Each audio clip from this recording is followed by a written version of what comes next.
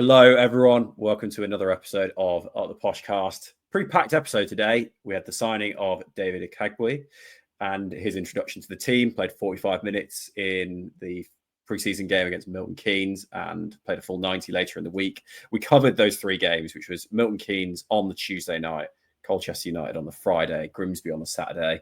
We talked about what we're going to do at a goalkeeper position if Alex Bass is injured for an extended period of time. And we also did a mini review of the new third kit.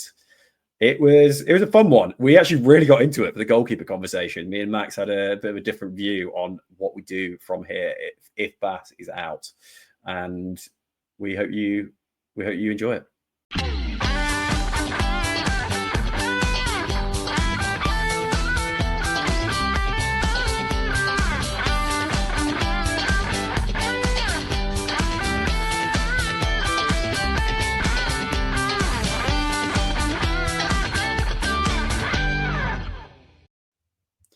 All right, before we get into the preseason games, Peterborough United signed a centre-back this week, David Okagbue from Walsall. Max, tell us what you think about the signing. I think I'll start off with saying it's a shame that it isn't Connor Taylor. I'm not writing him off, obviously, because that's what it probably sounds like to you, that I'm just writing him off instantly, but Connor Taylor would have massively bolstered our defence. And from the sounds of things, Okagbue probably won't as much as Connor Taylor could have done.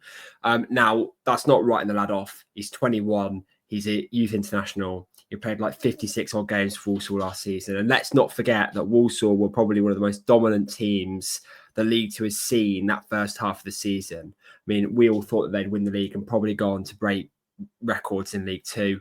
And he was a part of that defence and has been throughout the season. That's obviously a double-edged sword because he was also playing during the downfall. And from the sounds of things, I watched the game, the playoff final live, and I don't think he had a fantastic performance there. So, look, we needed a centre-back. We've got a centre-back in. He's quick. He's dynamic. He'll have to learn how we play. I think it's a decent signing. He wouldn't have been my first choice. Connor Taylor would have been. And there's probably some other centre-backs I would have put above him. It's not me writing the lad off, though. And I really do hope he does well because it's a position that we desperately needed. So anyway, let's talk about Dave. I don't really know too much about him. Obviously, being from another team, I barely know our own players. But looking at social media, Walsall, probably a mixed bag. They weren't happy. They was happy that he went. I think he got quite slated and saying we pulled their pants down with the signing him and we've actually paid money for him. Just reminds me of same as Cipriano when we signed him from Leighton Orient. So I ain't really too bothered what social media says. We obviously see something in him, hence why we signed him. And I think we need to make our own opinions from watching him play games rather than what other people say, because I've said so many times on the podcast and to various people, certain players fit well in certain teams. Sometimes it works out for him, sometimes it don't. So, let's see what happens with him. At Milton Keynes the other night, I don't think he was too bad. He done okay. Like everybody, odd mistake here and there, but I don't think he was supposed optimistic that it'll be a good signing. And we'll see what happens. Let's not write him off or let's not build him up too much. So, let's see what happens with Dave. Yeah, very similar feeling. I think that he comes in, given that he was, it's fair to say, the second choice behind Connor Taylor for the club and kind of by extension the fans. He comes in on a little bit less of an even keel than Connor Taylor might have done. Because if Connor Taylor had made a couple of mistakes in the first 3-5 games of the season, I think we'd have not minded. Whereas Dave comes in, if he makes 3 or 4 mistakes in the first few games, people are going to immediately go, oh, we should have spent the money on Connor Taylor instead. We should have not jumped down to our second choice, which I think will be unfair.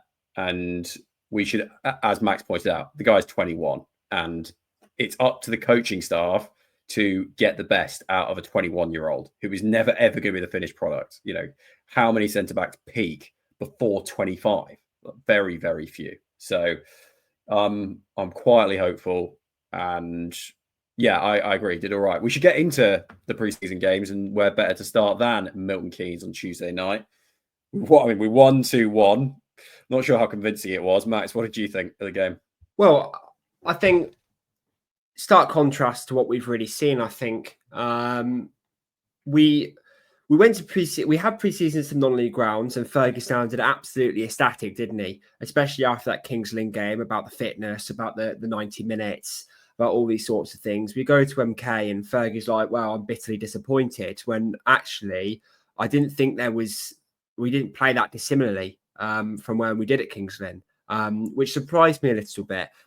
Look, MK Dons, we were really poor for 85 minutes, maybe 80. And for the last sort of 10, 15 minutes, we turned up the heat a little bit. We managed to get 2 goals and we walked away with a win. Did it feel deserved? Probably not. Did it instill fans with a lot of confidence? Also probably not. And that's the biggest factor for me during pre-season. To me, I don't care about the results. We could get pumped 14-0. We can win 10-0. It doesn't matter to me. Pre-season is about 3 things, and that's fitness. It's testing new tactics, making sure new players learn our playing style, bedding new players, and especially this season when we're bedding in a new sort of leadership core and bringing players in and reevaluating the squad. Getting them all sort of nursed up, and then obviously the football on the pitch.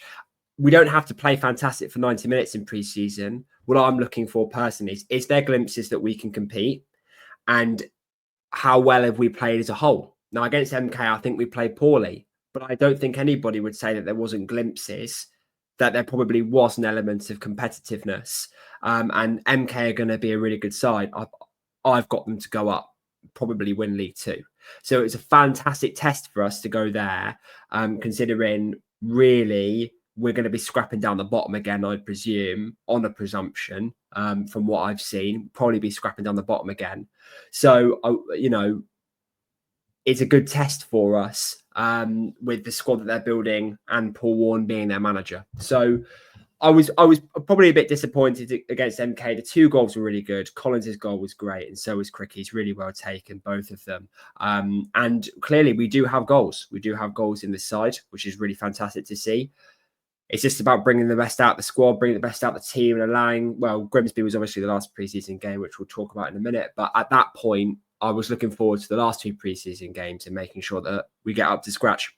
So, Milton Keynes. It wasn't great, was it? Let's be honest. It wasn't great. It was, I think it was very flat. I don't think there's really anything that give you the confidence that actually we're really good. I don't think Milton Keynes was all that great either, if I'm honest. But they just seem to have a little bit more about them than what we did. I think a couple of things that stood out for me is I thought Hughes does look quite solid. And his ball playing out and his passing out seemed not necessarily his ball playing out, but his passing out was, I think it's something we need, and it's looking good.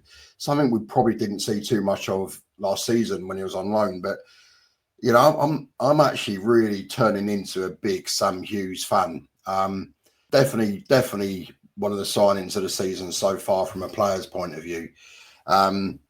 Hopefully he continues that into the games. What is a little bit disappointing is, some of the others, it hasn't quite worked for them, if that makes sense. And we'll talk about the other games very shortly.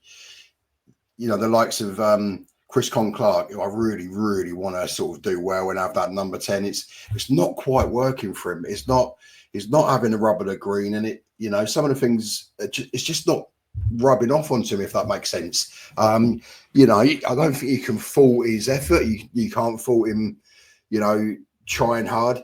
He's just not getting the luck of the green at the moment. And there's definitely a player in there, 100%. We've seen the clips when he was at Altrincham, I believe it was.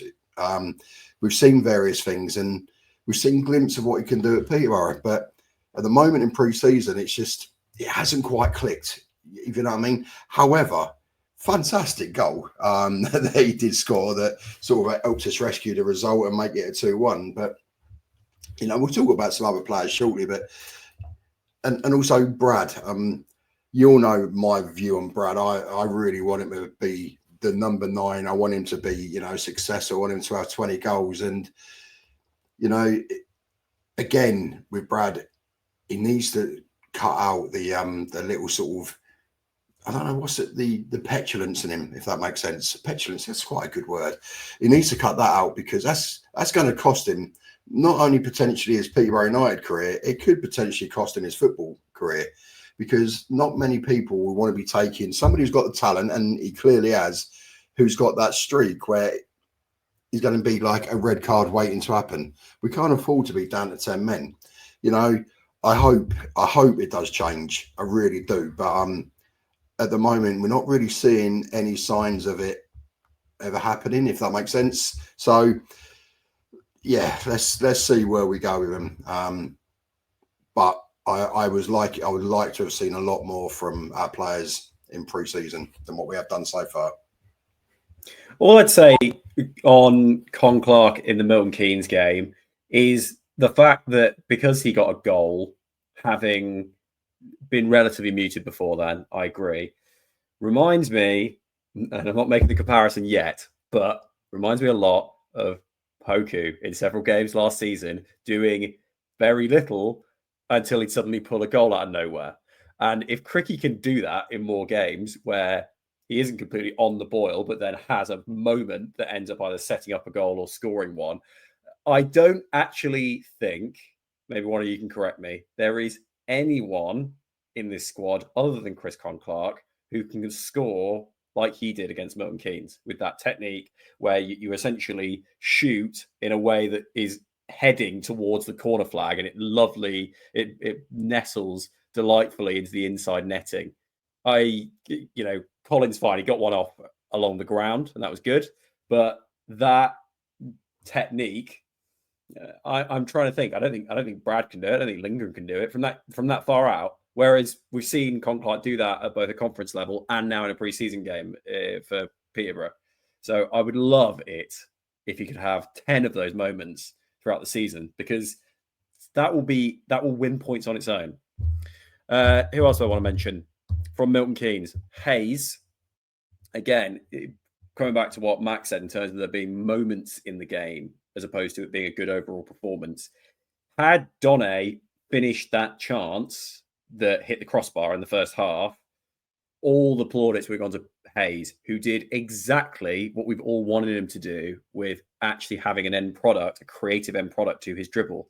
The way he managed to create the space to then lay it off for Donne, perfect. If he can do that even once every game, where he sets up a chance that someone could easily nail off a shot, that will be enough on its own, once again, to win points. If he can do it that once per game, it's all he needs to do, because we know he's going to dribble 5 times successfully a game. If he can set somebody up or have a shot on the way, again, not trying to jump the gun on the later preseason games, but needless to say, a comment on this is coming up for the Grimsby one. If he can have that end product even once a game, it's going to make a massive difference. And then maybe just one final thing. I'm concerned about this defence overall outside of Hughes, I think, from the MK Dons game. I don't know, Max, have you got any views on the defenders? Well, I think we've improved our defence from last season, from the start of last season to now. I think the defence has improved. I think Bass is a better keeper than what we had. I think Mills has a higher potential. I don't think he's really put a foot wrong over pre-season. I think Dave, as we're calling him, and Hughes are both better than Wallin and Fernandez were. And I really like the look of Dornelli. Johnston is a liability for me. It's not necessarily that I don't rate him. There's parts of his game that I really can't fall in love with. And one of them is his defensive ability. Now, we were told that, and we rave about this all the time on the podcast, but we were told that Mason Clark said he was the best one-on-one defender that he's come up against. I haven't seen that. Johnston, we need a personality like Johnston. That's the thing, isn't it? Is that the reason why I've given him vice captain is because you can see his want to thrive, his ability to talk, communicate, and really he's a ball of energy. But it just feels like he wants to do too much. And that is something that what concerns me going into the season. If he's going to be our starting fullback, is he going to try and do too much? And is it going to cost us? And that's my only problem I've got with the defence right now, really, is the right back. I don't have a problem. Look, Dale's waxed lyrical about Sam Hughes here. I would do the exact same. I think he's a really good signing. And I was happy with bringing him in. And look, I think whether you want to admit it or not, whether you think Dave's going to flop, whether he's going to really succeed, I think if you base it on ability right now, I think he's better than Wallen. So I think our centre backs have improved. Just that liability at the fullback. Just want to quickly loop back round before we move on to Chris Conn-Clarke. It did make me giggle that we've said Chris Conn-Clarke is like Poku, or reminds Harry of Poku when he hasn't really been able to take off, has he? And that's a big thing for me. I was going to say Chris Conn-Clarke reminds me a little bit of Joel Randall, not necessarily because of his playing ability, but because how desperately the fan base want him to succeed. Chris Conn-Clarke has we've seen his ability in glimpses. They're just so few and far between, and that he hasn't been able to thread that together. And as Harry says, if he can do what he did against MK 10 times in a season, we're going to have a serious player, even more than that. But I think the whole fan base really wants Chris Conn-Clarke to succeed, and I am definitely one of them. This system that Fergie wants to play is desperate for a number 10, and I would love nothing more than Chris Conn-Clarke to bring his boots and run the games for us from now until the end of the season. I haven't seen it personally that he's going to have the ability to do that, and I would love him to go and prove me wrong. We will have to wait and see as the season unfolds. But for me, he's not quite there yet where I'm getting excited. I got really excited last season when we signed him. I thought he was going to be the next big thing. He was unfortunate with injury. He could never find his form, confident shot. Let's see if this preseason has given him any benefit. All right, so that was the MK Dons game. We then had on Friday night Colchester United away, now run by the Cowley brothers. Surprised they're not at a higher level at this point, to be honest with you. And we switched to a single 11, unlike the Milton Keynes game where it was 45 minutes for each 11. We had what was probably, what do you reckon, 9 of the maybe 11 starting players for the Cardiff game, if we had to guess it. It's Bilokapic, Johnston, Hughes, Okagbue, Mills. In the midfield was Keller, Collins and O'Brien Brady, with Otto and Frith on the wings and Ihonvian, Big Bad Brad up top. Del, tell me what you thought about Col U. I'm going to be honest, guys. I did not pay the £6 for their stream. I've seen the highlights of this game only. I know this is a real, this is not the standards that the Poshcast usually keeps to. We usually watch every game, but I've got to let you down here. So I'll be letting you guys lead the way on this one. But yeah, I've got to be honest as well, Harry. I didn't pay the £6 to stream either. I actually paid the £7.50 car parking and however it was to get in to watch the team that we support. I do believe I'm the only one that's done all 6 at the podcast. But anyway, let's not sort of outdo each other.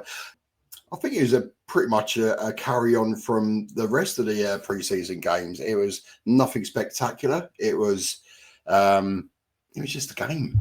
It didn't get you excited. There was moments of, again, other games, there's moments of decent and there was some shit, to be honest. I do want to bring up CJ, which we have spoken about. Honestly, I think some of his decision making at the back was just amateur, if I'm honest. I don't want to be too disrespectful to him, but it just really wasn't very good. I wouldn't expect youth players to sort of cut back inside when you got the ball in the right hand corner. Get rid of it. Don't come back in and when there's 2 attacking players come towards you and then lose it, and then obviously they scored from it. But things like that we need to work on.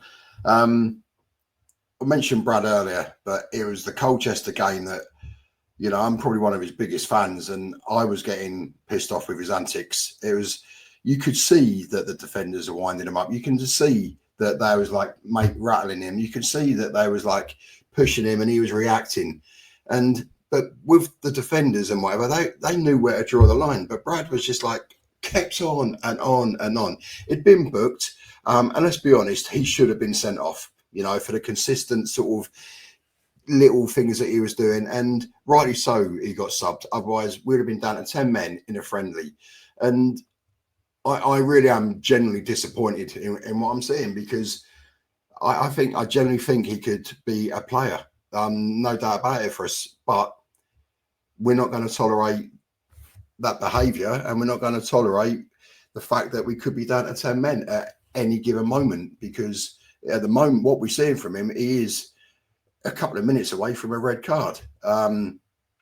But, let's not sort of dwell on players too much. But, yeah, it's just another game where you're not filled with confidence going into the new season.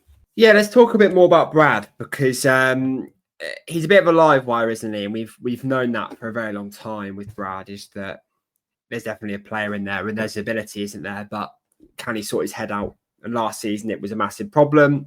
We were told we had no plans for him. He's come back, and apparently, according to Dara and according to, Fergie to an extent, but Dara predominantly, he's come back, his head's on a swivel, and he's maturing, is what we were told. And Colchester really summed up how he's not quite there yet. And that is a worry for me, because have we seen enough of Gustav to put our trust in him at number 9? Bradley was tearing up pre-season. I mean, he was so good. And even against Kings Lynn, when all they tried to do was injure him, grab him, pull him to the floor, really make a meal of it. He'd give it some bat, but he'd restrict himself. He just lost his head against Colchester, and I can't really put my finger on it. The reception that he had when he was coming off, he was booed, I believe. It didn't look very pleasant for him to be playing there. I think he wanted to go back to his old stadium and an old club and prove a point, and I don't think he was able to do that. I think the defenders, to a degree, had him on lock, because I will talk about his build-up play to the goal in a second, because it's exactly what we want to do. But if you can't keep your head, you can't play for Peterborough. I refer to it all the time, but Teo Eden punched McGeehan, and it ruined any sort of chance of us coming back against Cobblers, which is a local rivalry. And we ended up getting thumped 4-0 and embarrassed in our own back garden. And, they absolutely hate us, so they loved it. And we sat there sort of like, well, maybe we could have come back if one player hadn't made a stupid decision. And that is what it feels like to me that Brad is going to be like. Is he's going to be a walking silly mistake, a ticking red card time bomb, if you like. That one bad moment with a centre back, and he's off. Can Fergie take that risk with the pressure that's on this season in terms of trying to fight back from where we were and get back onto a pedestal? But let's talk about the positives of Brad, because the positives outweigh the one negative for me. He did everything right for that goal that Frisk scored, didn't he? I'm sure everybody here will agree with that. The press that he put on to win the ball back, and the press from the front line as well. It's really impressive to see. We forced Colchester into sort of making a mistake. And Frith, what a strike, by the way, as well. That was Poku-esque, Harry. That strike from Frith, that was Poku-esque. Sending that into the top corner as it was, flew across the goal. Goalkeeper had no chance. And that's what I want to see more of Frith. The problem I've had with him is that he seems to run in a straight line. He does a lot of skill. He can beat a man. It's that the end product hasn't quite clicked yet. And that's something that I think can be coached. And I think it's something that will come in time with Frith. What a goal he scored. Right. Thank you both. So finally, we played Grimsby on Saturday, today, as we're recording it. Fairly fresh, a 3-2 loss. What is probably the substitute team, maybe with a couple who did pretty well. I say the substitute team. Hayes played. I actually really hope Hayes starts on against Cardiff, because once again he proves himself to be pretty good. But before we get into that, I guess let me come to Del. What did you think of the Grimsby game? Same old, if I'm totally honest with you. Obviously we went 2-0 down. Again, a bit of a flat performance. I think the goalkeeper that come in, don't even know his name. The young lad had a couple of good saves, to be fair, which was quite impressive. On it, Bastian Smith. Who? Bastian Smith. Bastian Smith. Well, Bastian Smith, as soon as his first game, I actually thought he'd done quite well. You know, a couple of good saves. Yeah, he made a couple of mistakes, and I think one or two of them led to a goal, but it's only a friendly. It's all a learning process, but fair play to him for coming in and doing that. But overall, again, I think the performance was meh. It was nothing special. Especially the first half was quite poor. Second half, we improved. As you say, excuse me, Hayes probably had one of the better players on the pitch. You know, looking to run at the wingers, at the defence, which is good, the fullbacks. Not necessarily the end product that we need, but he was trying. But again, the game was just nothing there. What I was quite impressed with or surprised at is the fact that James Donnelly was actually captain, which is fair play. And no disrespect to James Donnelly, that 11 shows you that it was quite a weak team in comparison to the Friday night, the previous night game. But yeah, fair play to him. It was nice to see the lad having a captain's armband. Shame he didn't get a win, but we'll stick with him. He didn't really do anything wrong. I would 100% start with James Donnelly at Cardiff over CJ. Whilst we're talking about players and praising them, but no, it's just not quite happening. We've already spoken about Chris Conn-Clarke. It's just not quite coming together for him. I really hope come Cardiff it just clicks, he gets in or gets on or whatever happens, and you know, it starts up for him, because no doubt he is definitely one that we can get something out of. But if I'm honest, I think I'm glad that pre-season's done, because it's been a little bit, I don't know, depressing, I suppose, doing all those miles and having no companions, because obviously only some of you come to some of the games with me. Max, thanks, mate. I don't think I saw you at all, Harry, if I'm honest, mate. But yeah, no, it's obviously it's quite a few miles to travel, and let's get the season going. I can't wait for the season, but I don't really know what more I can say about Colchester apart from I had fish and chips and it weren't too bad, to be fair. Grimsby, yeah, Grimsby. Is that what I said? You can't say any more about Colchester, you said. Oh, yeah, sorry, mate. It's all a blur. Can't say any more about Colchester or Grimsby, because I was there both times on my own, representing the podcast. Well, look, I had the flu, okay, this week. I'm only just better. I was meant to be at Boston and MK and Colchester, and I had to say no to all of them because I was feeling pretty rough indeed. However, look, it is what it is. I watched Grimsby. What did I think?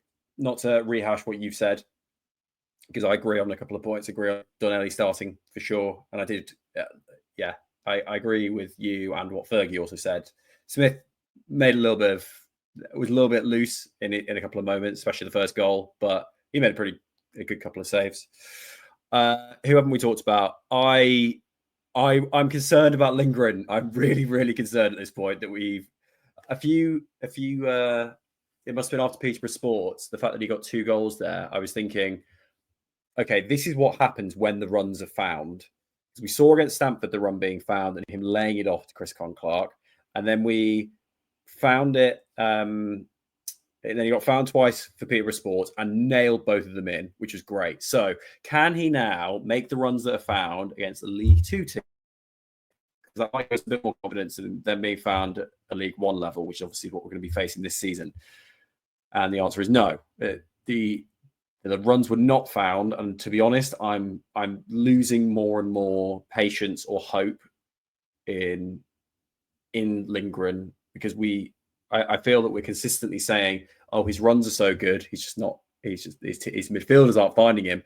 But when you lack so many other areas of your game, he couldn't lay off a backwards pass 5 yards at one point in the middle of the game in the second half, where the ball comes through from the defense, and all he has to do, he's facing towards our goal, pass it back to one of the midfielders. And it was too slow, the pass, wasn't enough pace on it, and it got intercepted. And we're literally talking 5 yards. If if you're not getting found for your runs, you have to be good at your other areas of the game. Every other high-quality striker does it. And he might not have the physicality of Brad, but you know what? We've had shorter strikers before, and they've managed to find other ways of getting purchase out of the forward build-up that aren't just line-breaking runs. So, honestly, for me, he's got to work so much harder. I think Brad is the clear starter, regardless of any pressure for him on his... pressure on him for his temperament, and I think Lindgren has to really show something, because we've run out preseason games for him to show it now against any meaningful opposition. Have you got something you want to say on this, Dale? Yeah, I've got something you've got to say, right? First of all, I'm glad you mentioned Gustav, because I forgot all about him, and he played 90 minutes pretty much today without making any impact whatsoever, without making himself available. I'm sorry, but I think Gustav is one of those where the experiment has failed. I generally don't see how he can improve. If he can't do it against a lower league, he scored 2 goals against PSL. Didn't have any impact against Grimsby, who are a league below us. I don't care about the other players in our team. You know, as a striker, and if you're going to be doing something, you make something for yourself. There was nothing there. I don't think Gustav is the answer, and I would not be surprised to see another striker come in the very, very, very near future. You've got Gustav that hasn't got a clue what he's doing. You've got Brad, potentially could be a very, very good player, could be a red card away. We could be down to no strikers before we even start the season, you know, for one reason or another. I could see us getting another striker without a shadow of that. But Gustav, who are you? I might start calling him Accrington Stanley. That's one for the older generation, to be fair. I get the reference. Dale. Yeah, I'm not sure everyone will. But anyway, what positives have I got? Hayes again. I mean, we already know this. We already seen last season he can dribble against League One players, and against League Two he had absolutely no trouble whatsoever, and got a goal in the end. I know it's deflected, but he's starting to open up, which is exactly what we all wanted to see in terms of that creativity. And yeah, players who are not at League One level so far, but he had a couple of decent dribbles against Leicester, and that was good. Admittedly, the creativity side wasn't quite there yet, but it was right at the beginning of preseason. So Hayes goes in. My stock on him is very high. We'll be doing our prediction episode soon. I'll have one about Hayes in that episode. Yeah, feeling really good on that front. I'm trying to think who else impressed me. I'll tell you what, I'll mention one more player and then we can move on. Lisby, I think if we compare Lisby and Hayes in terms of their style of trying to beat the man runs, I've noticed that with Lisby, his centre of gravity is a lot higher at the moment, and it's part of the way he runs. Hayes almost never lets his shoulders get out from above his hips. So he is very much upright, which lowers his centre of gravity. Whereas Lisby is going with his shoulders, and then he'll stop. So his feints are based on trying to trick the defender with the with fake shoulder movements, as opposed to essentially moving the ball around and using that as the trick, which is what Hayes does. I think Lisby has the ability to basically to take another level up, but some of his body mechanics need work. That's what is the point I'm making. He should, if he's going to focus on something, focus on trying to drive the feints out of his hips rather than out of his shoulders is what I'd say. And I bet he will get so much better if he's able to do that, because right now it's inconsistent. He is faking out defenders at times, but it's not yet clicking to a point where he's causing as much trouble as Hayes is. If they can both do it, can you imagine having two different wingers who can do it at the same time? It's back to what we have with Mason Clark and Poku. You know, we've kind of referred to it by inference, the fact that Bilokapic started on Friday and Bastian Smith started on Saturday, which meant no Alex Bass, the new goalkeeper. It sounds like he injured himself against Milton Keynes. Yeah, Max, what are your thoughts? Frightening, innit? I think is the answer to that question. So Blackmore picked up an injury early into the beginning of pre-season. Bilokapic is on the transfer list. And we are now in a predicament where we might lose Bass for quite a while. Fergie seems to have something in his foot. If it's something in his foot, like for example, like this is terribly minor in comparison, but I did my ankle and I was out for 6 weeks minimum. So if it's something even as minor as an ankle sprain, we might not see Bass for 6 weeks, which means he will not be here for Cardiff, even if it's something as minor as a sprain. So it's very worrying. It's very worrying considering. And I think Dara alluded to it on the podcast. I think it's time for Dara to hopefully break this no loan rule that he set. He said, "Look, I'm not going to get a loanee in." I think we're going to have to. I think we're going to have to get a loanee in, and it will be. And Bilo will have to be taken off the transfer list, and they will be our 2 goalkeepers for however long it is until Bass is back. And that's what we're going to have to do. I think is we're going to have to dip into the loan market a little bit here, because I don't think the squad's fully complete as it is. I think it's going to be as complete as we are able to. I still think we could do with a striker. I still think we could do with a central midfielder. I don't mind dipping into the loan market and getting 3 loanees in. Look, I know loanees usually don't work. If they're good, they get recalled in January and sell elsewhere. If they're bad, you struggle to get rid of them. I know that loanees aren't the best, but desperate times call for desperate needs. And I don't think we should go out and spend more money on a goalkeeper when Alex Bass is phenomenal. But I think I do just want to add that I really do think, and I apologise for the language, I really do think this is the shittiest luck you could possibly have asked for. We signed Rio Adebisi, best League 2 left back at the time. We signed him, really highly talented, had an absolutely horrendous injury. I mean, it was really bad, the injury. And we've seen maybe 20 minutes of him. Haven't even seen a full half, I don't believe, of Adebisi since he's come in. Now we've signed probably one of the best goalkeepers in League 2. There's very few for me that got ahead of Alex Bass. He was one of my main priorities on our transfer target episode. We've went and got him. We've got an excellent number 1, and now he's picked up an injury to his foot, which probably could see him out for anywhere at a minor scale for 6 weeks. If it's a sprain, if he's just twisted it and he felt something, and he might be ready for Cardiff. But if it's a sprain, I presume he'll be out for 6 weeks.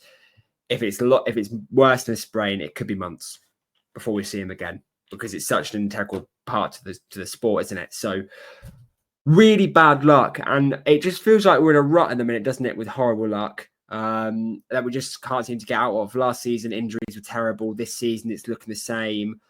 I don't know. I don't like it, but I do think we're going to have to dip into the loan market, and I think we probably should dip into the loan market sooner rather than later.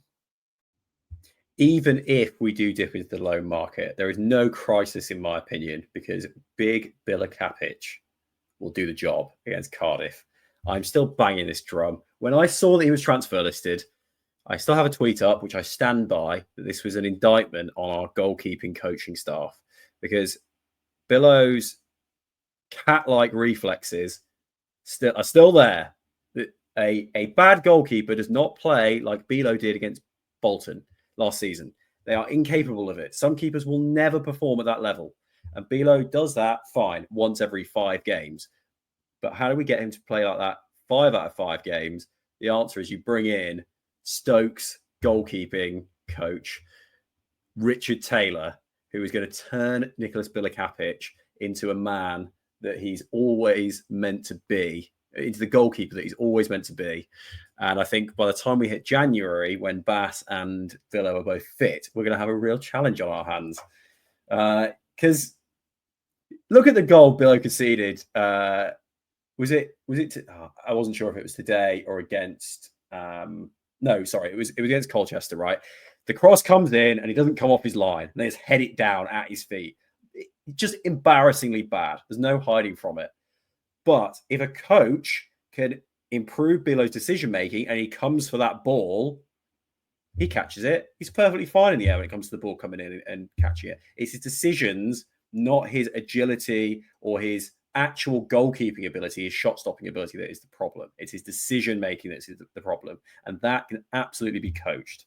So, no concern from me. I think one of us has to be John. I think that's the truth here, and I think this time it's going to be me. And I want whatever you're smoking, Harry. Is in truth, in terms of Bilo. Look, Bilo has impressed me. His shot stopping is fantastic. There is not one part of me that disagrees with you, Harry. The problems for me is when you look at anything in life, you always look at the positives and the negatives and see which outweigh the other. He might have cat-like reflexes and can keep a ball out of a net. He really struggles to play out with his feet. He doesn't communicate very well, and his decision-making is poor. Now, you're talking about elements that can be coached. I completely agree. And maybe it was the goalkeeping coach. Maybe this project, because that's what Bilo is, it's a project. Maybe this project has failed because of our coaching staff. I'm not going to say you're wrong. What I am going to say is that I don't think Bilo has the confidence or the backing of our fan base on the majority to come back in as a number one for a prolonged period of time and prove people wrong. You know, that game, I will never, ever forget that game against Wickham where the whole away end turned on him. The whole away end. I will never forget it. It was lunacy. And the mistakes just came and came and came. If something like that happens again while he's in that number one spot, we could be on the end of a hammering, because I just feel it's a confidence issue with Bilo more than anything. Can a goalkeeper coach change a confidence problem? Can a goalkeeper coach fix a decision-making problem in as quick time as we need? Say Batter's out for 6 weeks. Is a goalkeeper coach going to make a difference over 6 weeks? Are we going to be able to have a real problem? Only one way to find out, Max. This is really annoying because in the podcast group chat earlier, Harry was asking me questions and I said, sometimes you have to take risks. And here I am trying to play the safe option and say, let's dip into the low market. And he's hitting me with my taste of my own medicine. Look, I agree with you. I strongly suspect we will get a keeper on loan. With that being said, I also think it's highly likely that Bilo starts against Cardiff, and we should back him. And I think there's a real issue, right? So bear with this example, Max. We get a loan keeper in, but Bass is out for a prolonged period of time. Are we really going to go with only the lone goalkeeper and Bastian Smith available by letting Bilo go? We're probably not, right? If Bass is out for 6 weeks, fine, different question. But if Bass is out till January, I think we keep Bilo. And if we do, lone goalkeeper or otherwise, I think there's time there for a coach to improve him. I think it depends on our plans, isn't it? I really do. I think it depends whether we're going to dip back into the market or not. If we need the funds and somebody's going to take Bilo off our hands, I think we are going to sell. And I think we'll have a lone goalie and Blackmore. You think if Bass is out till January, you'd go with, if we can get money for Bilo, you'd go with a lone goalie.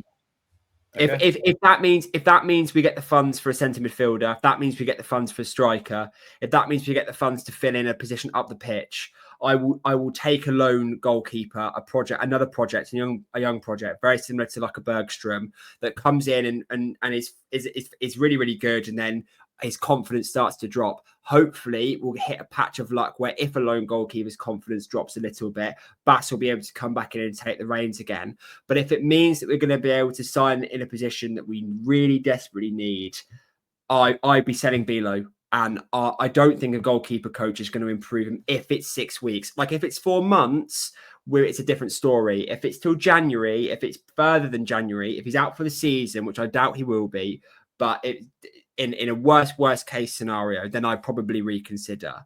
But I'd sell Bilokapic if we're going to dip back into the market. If we're going to get 3 loan players in, then I keep Bilo and I wouldn't bother.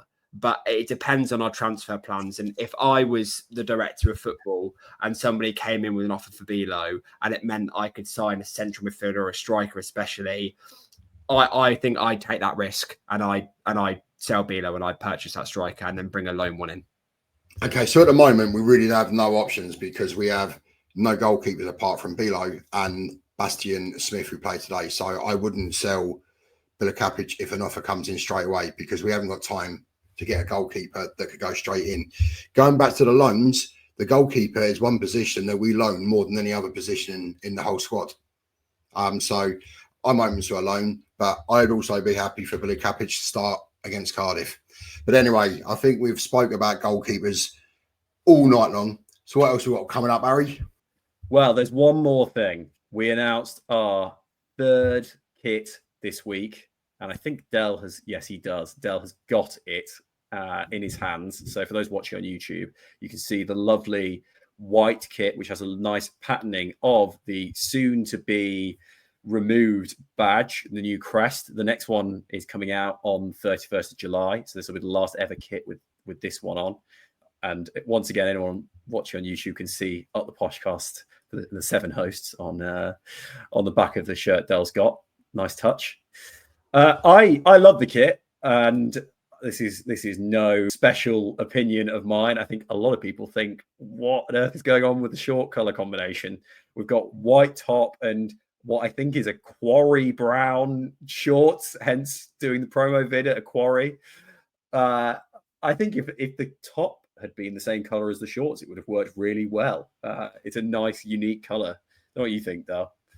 I don't have an issue with it. When I initially saw it on social media, yeah, the shorts looked hideous, if I'm honest. But going into the shop to pick up my new shirt, we've Up The Poshcast on the back. The shorts are actually quite nice. If you can see the sort of the crest, you can't really see it very well, but the color of the crest that goes all through it is the color of the shorts, and it does have quite a good blend, to be fair. You know, overall, I actually quite like the shirt, but like with anything, there's always things that I think we could improve on. Like with the shorts, they've got like a band up the side of them, but there's no band up the side of the shirts. Now, if you looked at the game today with Grimsby, they've got their new kit today, which they played in the third kit. You have a band that goes down the side of it, and it curves into the shorts. Whereas, obviously, Puma decided not to do that. But a couple of little glitches that I think we could have improved on. But overall, I think all 3 kits this season have actually been very good. We can all find faults, and I can find faults with all 3 of them. But as a whole, I think we've got 3 ticks, especially the green one. I love the green one, as I keep saying. I love the kit personally. I really do. I am in the opinion, and I haven't seen it in person, but I am of the opinion that I would really like the kit to match. And I wouldn't have minded if we had the quarry brown going down from the armpit down the shorts and then into sort of the end of the shorts, like a strip running down. I wouldn't have minded that.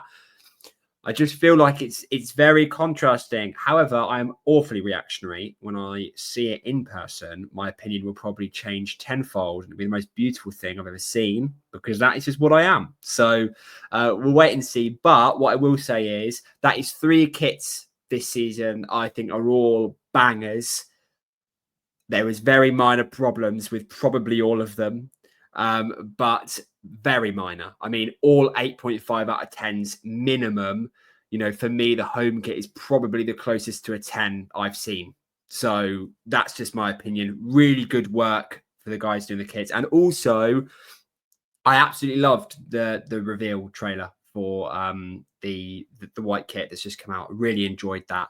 I think the media team deserved their plaudits for that, because that was a really fantastic, the way they teased it and then they themed it. I loved it. So that was really good, and props to them for that. But no, 3 really good kits, 8.5 out of 10s minimum. Can't say much more. Yeah, I agree. I mean, I gave the olive kit an 8. I said the blue, the home kit's like a 9.9. Just if the legends were the perfect 20 that I wanted, it'd be a 10. It's a very minor thing. What do I give this white kit? Probably a 7 for me, but I completely agree. It's still 3 hits. I still think it's 3 really good kits. I'm not sure whether we go for olive or for white against Cardiff. That'll be interesting to see. I'll be interested to see as well when we ever manage to wear the blue goalkeeper kit, because if we're not wearing blue, it's usually because the other team is wearing blue. And if the other team is wearing blue, how can our goalkeeper wear blue? But I'm also impressed with the blue goalkeeper kit. Arguably could have been a home kit in and of its own right. I think we're there. I'd like to say to everyone listening, to everyone watching, thank you. We have hit 1,000 subscribers on YouTube. We're humbled and honored and all those other words that you should use when you're saying thank you to everybody. I think we were on like just over 600 when the end of the season hit us in May. So we have grown so much over the summer. Glad that you've enjoyed it and we've managed to keep you all company during pre-season. Here is to the next 1,000 of you to join the Up The Poshcast cult. And yeah, that's it from me. Del, Matt, you got anything? No. We'll have this week 2 things. So we're going to have a predictions episode on top of this one, where the host will predict what they think is going to happen this coming season for Posh and for who they think is going to go up in League One. And we'll reflect on last season's predictions. There were some interesting ones out of that. On top of that predictions episode, we will also have our first ever countdown to kickoff episode on Friday, where we will be previewing the Cardiff game. And this will be a permanent feature now going forward, where instead of previewing the next game at the end of the normal episode, at the end of the equivalent of this episode, we're going to have a dedicated Friday night countdown to kickoff episode where we'll go through the interviews if we can, if they're out, the lineups that we're expecting. We'll try and have an opposition fan on as often as possible as well for that to be interviewed. So keep your eyes out for that on YouTube, on X, on whatever else you watch or listen us on. With that, Up The Poshcast. Up The Poshcast. Up The Poshcast. And Harry, this is what you get for saying that we won't grow over the summer. The fans have proven you wrong. I actually voted in our group chat for us to have a break over the summer, thinking who would want to watch pre-season content from us. Thank goodness I was voted down.